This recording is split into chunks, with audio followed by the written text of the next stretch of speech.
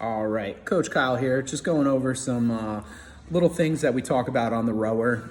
Just make your life easier to go over some terminology so you know what we're talking about, and going over the monitor, how to read it, and all that stuff. So let's take a quick look at this monitor. So the monitor I have set up, it's very simple. You can change the display like this, but for our purposes, this is usually the best monitor. So this would be our 500 meter split time.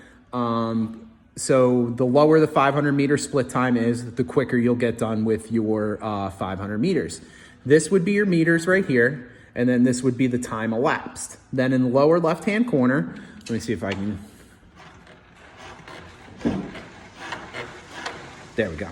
So now you see 329 for the 500 meter split, time elapsed, the meters, and strokes per minute. For strokes per minute, how we affect that is, so when we're on the rower, you do a big drive. So I big drive, and then I recover in, so slow. Big drive, recover in. So doing it that way, your stroke rate is going to be lower. Now, if I go like this and then right back in, my stroke rate's gonna be higher. So that's how you control your stroke rate, the return back. So big drive, return back. So that's how you can kind of play with stroke rate and get used to playing with different stroke rates and getting more consistent, focusing on that big drive and that recover in, okay? The other thing we do a lot is we do meters and calories. So if you hit units, you'll see right there calories. So now we'll have calories per hour, and then we'll have our calories down here.